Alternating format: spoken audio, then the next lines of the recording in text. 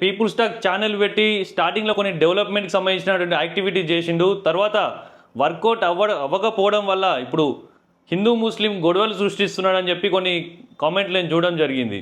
So దాని గురించి నేను మాట్లాడితే ఒక్కసారి మన ప్లేలిస్ట్లోకి వెళ్తే సో మన ఛానల్లో ఫస్ట్ అప్లోడ్ చేసినటువంటి వీడియో అయోధ్య రామ మందిరం గురించి మనం చేసినటువంటి వీడియో ఇది.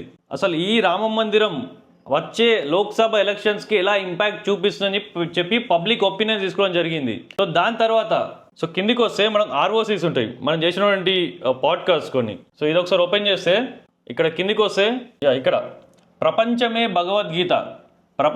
భగవద్గీత అంటూ ఒక పెద్ద ఆయనని ధర్మం పట్ల అవగాహన ఉన్నటువంటి వ్యక్తిని తీసుకొచ్చి మనం స్టార్టింగ్లో ఒక పాడ్కాస్ట్ చేయడం జరిగింది. దాని తర్వాత సో ఇంకొక ప్లేలిస్ట్ మనం సోషల్ యాక్టివిటీస్ అనే ప్లేలిస్ట్కి వెళ్తే డెవలప్మెంట్కి సంబంధించిన ఒక సోషల్ యాక్టివిటీ చేయడం జరిగింది. మనం ఈ బోర్డు పట్టుకొని ఇద్దరు ఒక ఎమ్మెల్యే ఎమ్మెల్సీ కలిసి జగిత్యాలని అభివృద్ధి చేయండి అని చెప్పి ఒక డెవలప్మెంట్ యాక్టివిటీ చేయడం జరిగింది.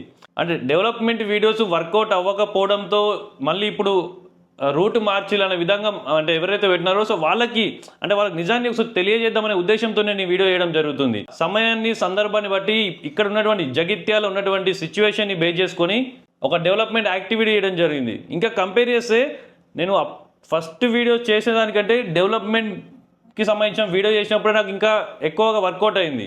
బట్ ఏది వర్కౌట్ అవుతుందని చేయడం నా ఉద్దేశం కాదు, సొసైటీలో ఏం జరుగుతుంది సో దాని మీద సమయం సందర్భాన్ని సిచ్యువేషన్ని చూసుకొని సో దానిపైన వీడియో చేయడం జరుగుతుంది. సో నాకు తెలిసిన నిజాల్ని జనాలకు చెప్పాలని ఒక ఉద్దేశంతో నేను పీపుల్ స్టాక్ అనే ఒక ఛానల్ పెట్టుకోవడం జరిగింది. సో కేవలం నా కోసమే నేను ఛానల్ పెట్టుకొని నేను ఇవన్నీ చేస్తున్నా అంటే నేను ఇట్లాంటి కేటగిరీని ఎంచుకోకపోతుండే. ఒక ఎంటర్టైన్మెంట్ ఛానల్లో లేకుంటే ఒక గేమింగ్ ఛానల్లో ఒక టెక్ ఛానల్లోని అట్లాంటి ఛానల్ పెట్టుకొని ముందుకు వెళ్ళేవాడిని. బట్ నా మెంటాలిటీ ఏంటంటే ఒక సొసైటీలో ఒక అంశం జరుగుతుందంటే నాకంటూ ఒక అభిప్రాయం ఉండాలి.